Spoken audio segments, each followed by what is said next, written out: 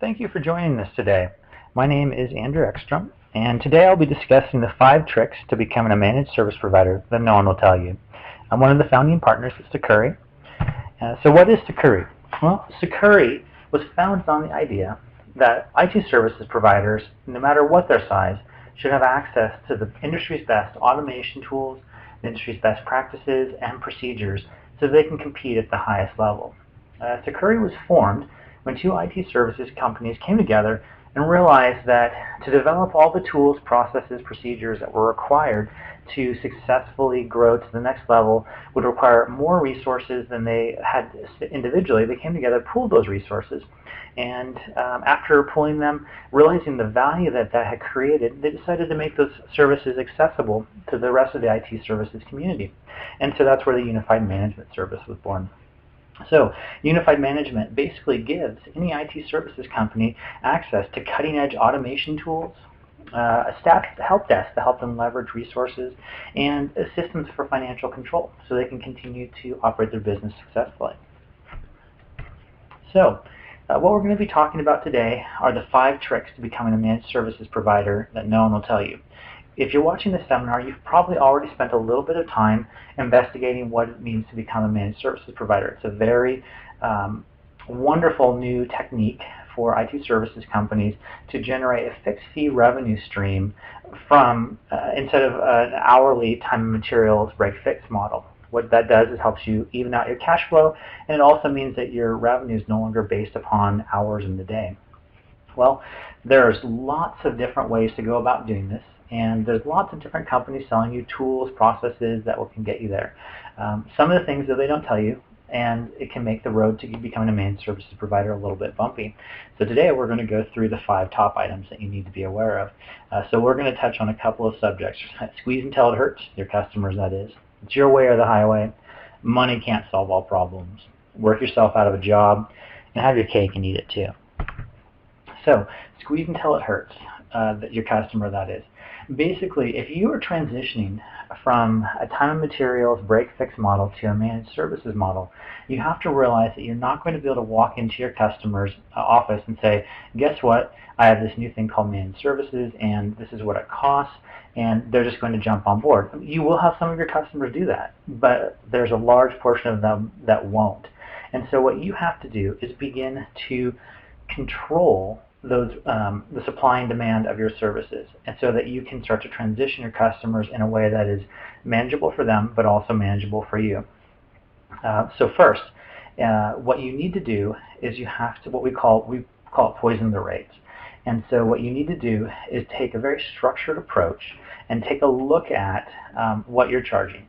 And if you are, just to give you some background, from a time and material standpoint, if you're charging between $50 and $85 an hour, you are basically at the bottom of the rung as far as the best-in-class IT services providers in the nation. You're probably what we call a lifestyle company. You're making enough money to pay for yourself and to have some tools, and that's about it. And so you're probably struggling. That's why you're looking at managed services. So what you have to do is first, you're probably in demand, and that's why you're talking about making this change anyways, is because you're having customers come to you. You probably do a really good job. You're responsive. You solve problems. People like working with you. You're sort of you're a special item in the IT services community, and so let's take advantage of that. But you have to also realize that if you are doing those things, you're also providing top-notch service, and so your rate should be at the higher end of the pricing spectrum. And so what we do is you basically need to raise your rates so that you're meeting the industry standards for higher class IT service providers, and then you can start to transition your higher end clients, or your more the clients you work with more regularly, over to the managed services model, and the pricing will look a little more similar, or not similar, but it'll be a little more of a horizontal transition versus a straight up vertical transition for your customers. And so you ask, how do you do this? Well, first, just from an IT services standpoint, your rates should be anywhere, if you're doing high-level services, network engineering, you should probably be starting at a minimum of $100 an hour, going somewhere up to $200 an hour, depending upon your location and what your market will support. And so when you start to change your rates, you're going to need to look at that structure. from a managed services standpoint, this is one thing people don't tell you either, is that you really are going to have to charge much more than you expect to make it go. There's a lot of back-end support and there's a lot of risk you assume by becoming a managed services provider. So you should be charging between $50 a workstation to $65, $75 a workstation, and between $250 to $350 a server. And if you're not charging that much, you are not going to generate enough revenue to be able to pay for the tools that you currently have, make a good living, and have resources available to move to the next level and grow your business. So you're probably looking at me right now or thinking, there's absolutely no way I can achieve those rates. And we can tell you through our customer base that those rates are very achievable, and the lower end of those rates, the $50 a workstation, $250 a server, they are achieved in some of the smallest communities. So it's about finding the right customers. It's about transitioning things correctly. So the first thing you have to realize is you're going to have to bite the bullet. You are going to lose some customers. And if you don't lose a couple, you're probably not raised your prices high enough. And so just what we say is, assume if you lose 2 customers that your rates are probably at market level. Now, the thing is, you need to lose the right customers, you don't want to lose your great customers. So you need to come at this with a very structured approach, where you basically can go in and you can cast off the weak and sickly clients and let them be eaten by the lions. So what you do is you take a look at your client base and you figure out, okay, the top 20% of my clients probably generate 80% of my revenue. You're going to deal with them very specifically, and we'll talk about that in a moment. The middle group of your clients, which are probably the 40 to 50% of your customer base, you're going to deal with them in the second phase of what I talk about. And then that last group, which probably compromises about 30%, 40%, that group you're going to deal with first. And so that's where you're going to have to bite the bullet. You go to your clients that are the weakest, they're the least, that contribute the least but cause the most amount of headache for you. So you know these clients. They only call you once or twice a year, and when they call, they have an absolute 5-alarm fire emergency that when they call, for the next week, you're going to do absolutely nothing but be on site with them. And granted, yep, you're going to bill them, but the rates you're currently billing them at, it's like, well, it was nice to get billing, but I was going to do that anyways, and it wouldn't have been an emergency, and now my good customers are mad at me. So what you're going to do first off is you're going to raise your rates. You're either going to send out a press release to your clients saying, hey, I've raised my rates, and they'll be aware of it. I would say, though, in this case with your lower-end clients, that what you do is you just basically wait until they call you. And then when they call you, say, my rates have been raised. Do you still want me to come service you? And inevitably, they're going to say yes. And so you'll go out on site. You're going to service them, you're going to deal with their fire, and now you're going to send them a bill that was comparable to what time you spent for it. And even though your other clients weren't serviced at that time, you're still making some money for it. So you deal with those clients first. And if you lose those clients, you know that they're your lowest end clients, so it's not that huge of an issue. And they're never going to come back to you because they want emergency support and you solve problems. So that's where he goes.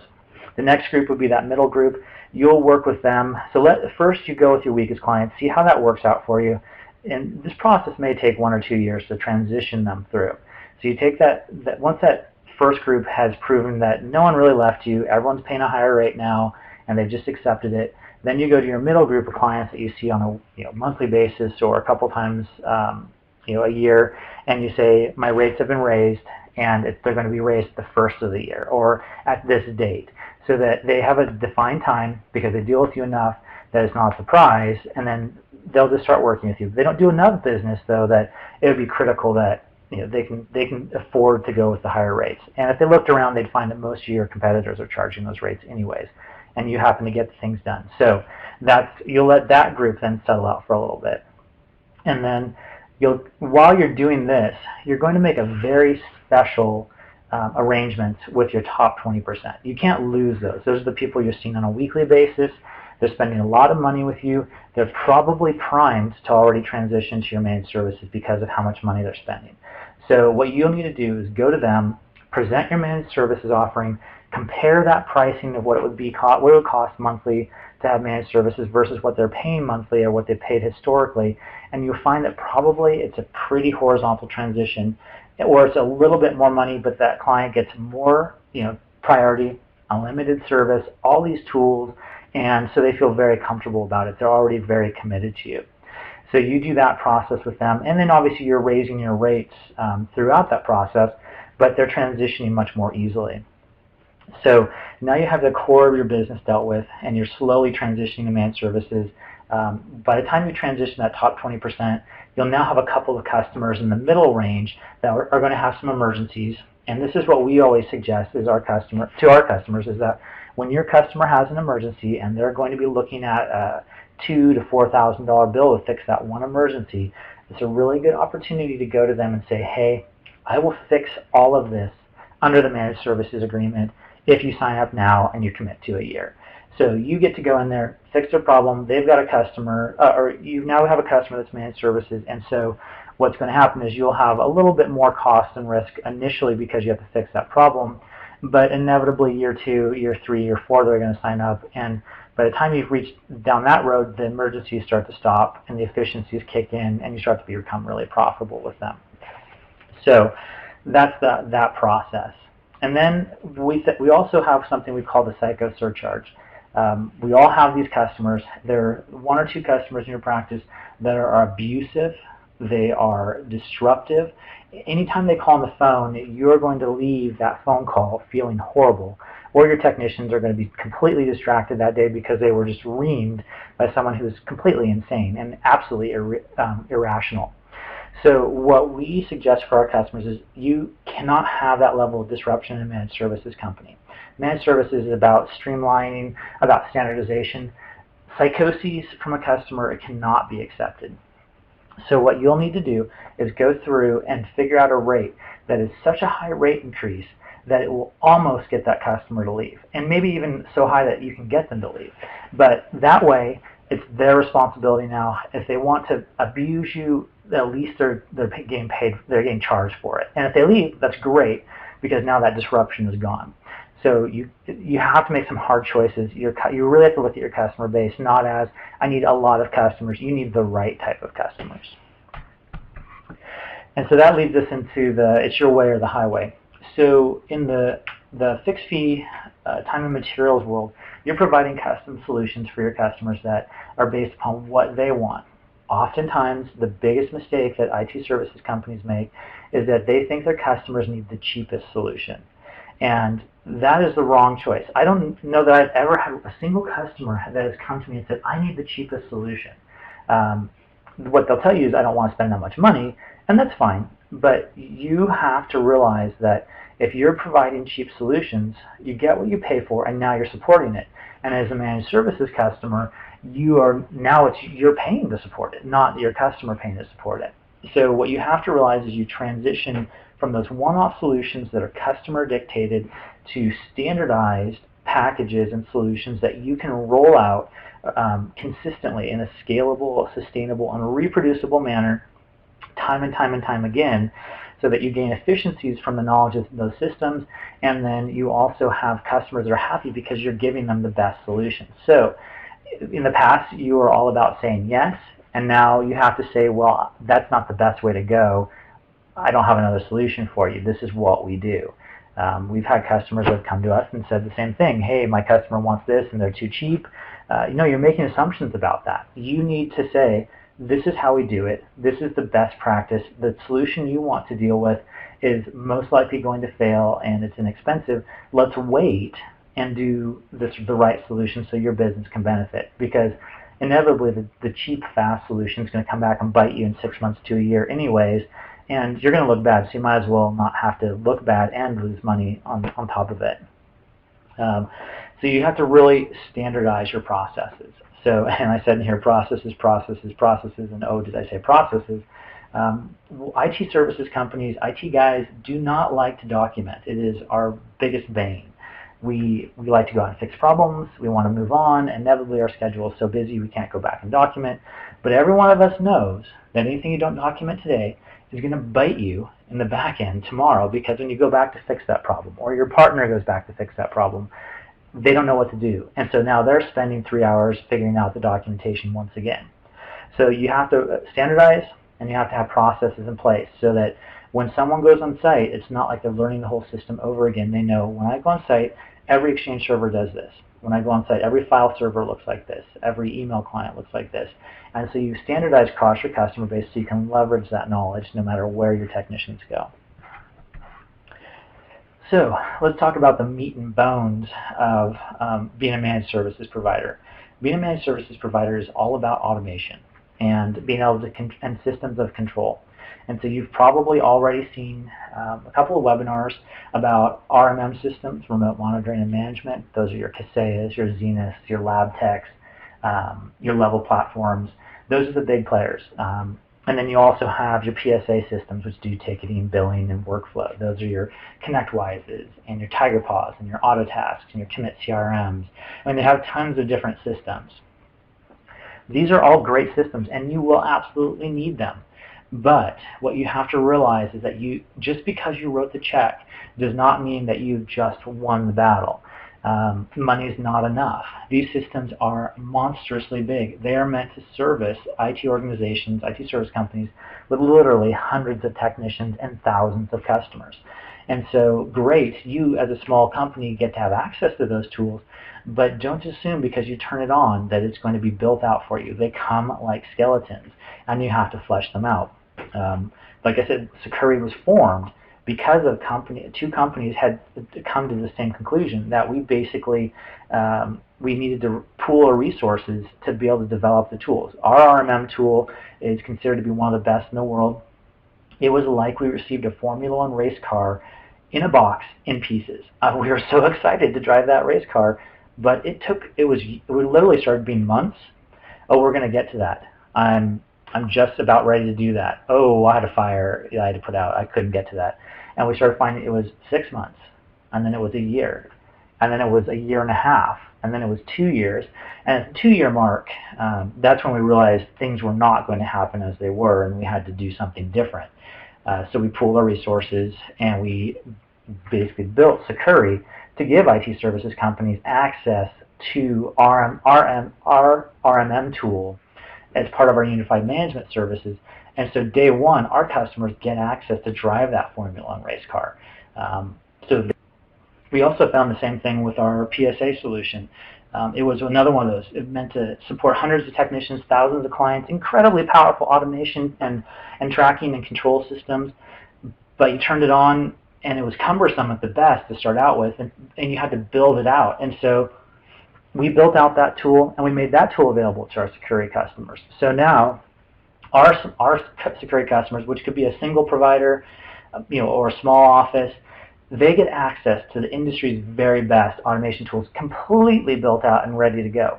No salesperson is going to tell you it could take you years, if ever, to build out an RMM or PSA tool. And what they certainly will not tell you, but what our experience has shown us, is that there are a lot of IT services companies that fail on these tools. Like when we hear a customer that says, oh, well, I have Kaseya, or I have Zenith, or I have LabTech, or I have ConnectWise, and we say, and how big are you? Oh, I'm 1 to 3 people. And how's it working for you? Oh, well, we really don't like it. And so what they do is they don't realize they have the best tools. They just haven't built them out. And so they spend all this time moving to the next system because the next vendor will give them a really good deal. I will trade in all your licenses and give you comparable licenses. Just do maintenance. So they move from system to system to system, which not only then is disruptive on their internal processes, it wastes their time as they're transferring agents over, it wastes their time as their technicians are learning the new system. The technicians lose confidence in the owner's ability to make a good choice. It's just a bad situation all around. We realized that you just have to choose the best systems, commit to them fully, and then move forward with them. And so we always say the road to failure is paved with good intentions, and that's what this is. When you buy a system, you must be prepared to commit. And we've committed literally thousands of man-hours developing out these systems. The third piece of the automation tools that people won't tell you about are the interfaces.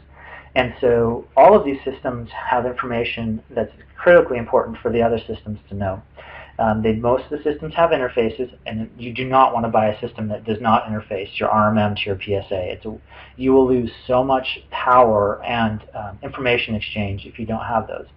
But most of them have interfaces.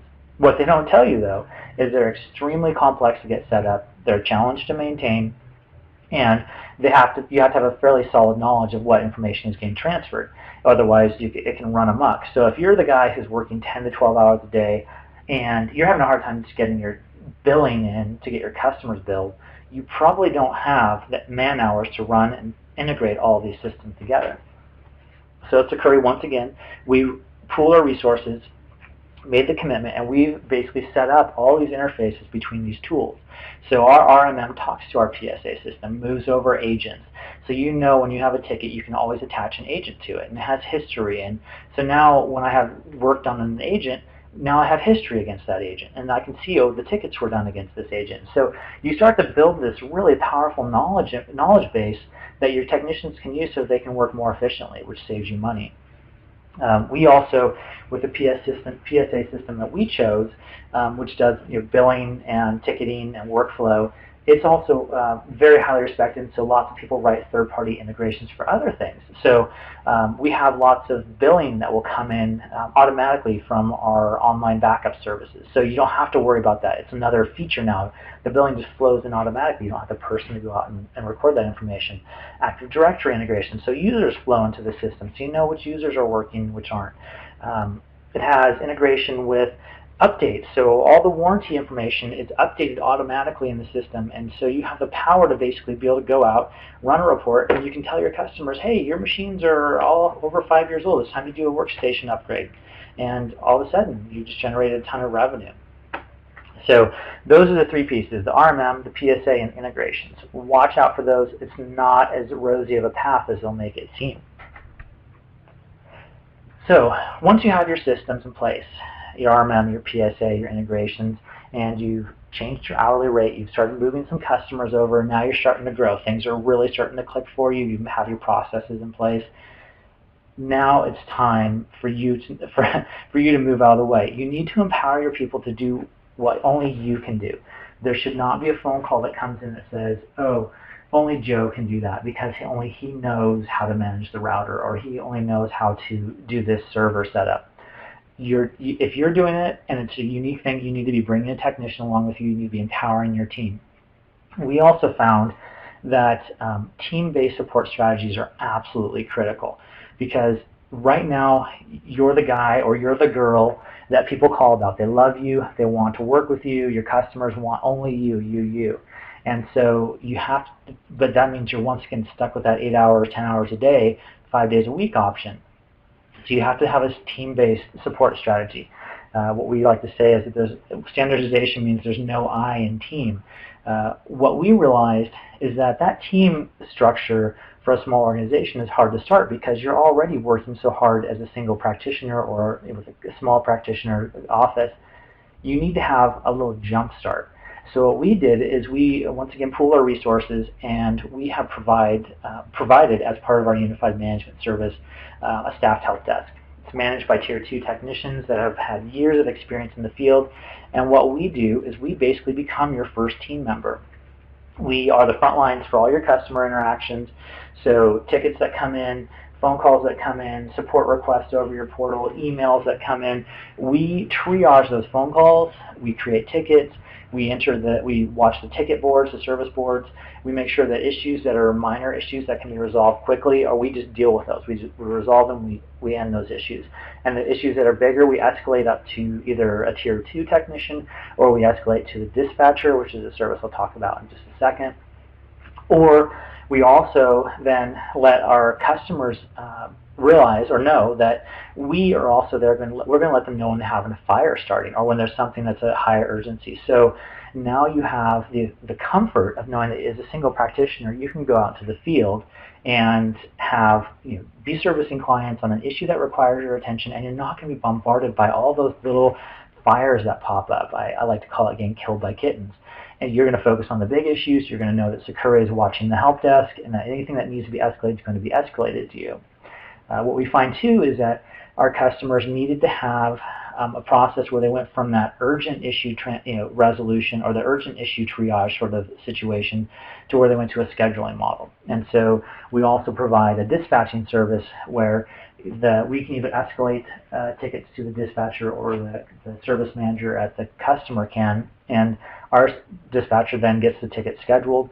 And so what you start to see is instead of a service board that's full and you really have a lot to work on, and in your calendar is empty, you start to see a service board that's very organized and orderly, that you can see what flow things need to happen in, and your schedule starts to get really full. And you start to know your capacity. And so all of a sudden, you're like, well, I'm at 120% capacity. I need to hire a new employee. And so that's where we say that 120% capacity is a measurement for failure, because there's 20% of your customer base that isn't being serviced. So now that you've been empowered with the knowledge of utilization in your office, you can actually make some informed choices about when it's time to hire a new technician, what sort of levels of utilization your people need to have. Just to give you an example, we find that customers that come to us, like a single practitioner or an office that has technicians, one tier 2 technician can handle 100 managed workstations or 100 managed computers manually by themselves. After that level, they start to drop things. And this isn't like they're doing all the updates and all the patches. This is basic firefighting, upgrades, moves, adds, changes, just the basic stuff. On our service, they're able to transition to managing 250 managed machines, managed computers a month by themselves. And so that's a huge change in the productivity. So when you go out and do this for yourself, that's what you should be expecting, is that you can take a technician and either, in our case, we double their capacity and then some. You should be able to do that too. And so, the bigger systems will tell you that you can have one technician manage 3,000 workstations, and that's probably true if they're doing basic tier 1 support and they're pushing out patches and things like that. But for technicians that are truly ingrained in that small IT services company model, we're right now able to support 250 workstations. So now that you have your managed services processes in place, you have your team model in place, now it's time to start eating your cake. And so what we found is that a lot of our customers were coming to us and telling us, we just provide services. We don't really resell anything. We only recommend what we like, but our customers go buy these things direct. And we really appreciate that ethical level of independence. But what we found is that our customers were literally missing half of their revenue generating capacity. So for our customer base, when you do the numbers, managed services and what we call our integrated services are almost about the same. So if you're not reselling hardware, online backup services, hosted exchange, hosted servers, all of those things that you can resell, you're literally missing half of the revenue generating capabilities of your office, and you're leaving it on the table. Your customers are going to pay somebody for it, and they're probably not going to have really great pricing levels. Why not pay you for it where you can get the better pricing levels? But what's great about this is that means that once you've developed that reseller relationship, is that you start to learn what the very best tools are. So you can take to your customers the best tools. You make a little bit of money on the front end as a reseller or as a service provider, but you also have now standardized across your customer base on that tool, and your technicians manage it much more efficiently, and it's probably reporting much more efficiently, and it has some automation, and so you're saving on the back end. So one, your customers are happy, you're getting a little more money, and two, you're happy because your technicians are costing you less. So it's a real model. Our customers said, well, that's really hard to do. I don't want to tell my customer what they have to do. But that's where you're wrong. You have to realize that, like I talked about in Sure Aware of the Highway, it's now your IT services department. They do it your way because you've assumed so much risk. It's not about you doing it their way anymore. So what we have found, and this has started to develop really pretty heavily in the last 3 years, is that a lot of that integrated services is based upon cloud strategies. And so if you haven't been following the cloud revolution very closely, you absolutely must start looking at it. The cloud revolution is going to change the way IT services is done forever. It's going to be as drastic and probably more drastic than the change from the big old mainframes to the client server networks that they had 20 years ago. How many clients do you have that have mainframes still? Well, in about 10 years, you're going to have a lot less clients with servers. And it's going to even be worse than that because the cloud services are easily accessible to the very smallest of customers. So the small customers we're already seeing this happen.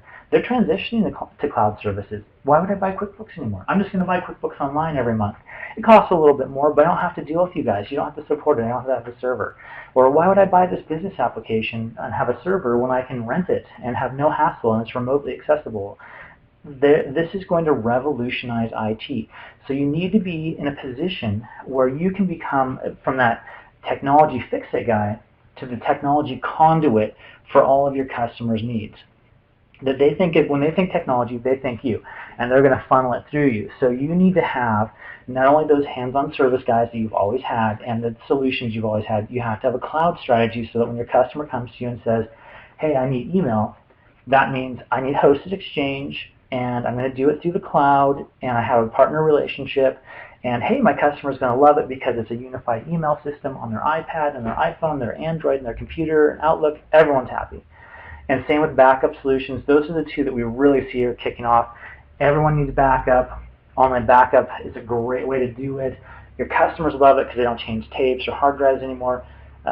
It's happening today. So if you don't have a cloud strategy in place, 5 years from now, you're going to be really hurting because you should have been building your business.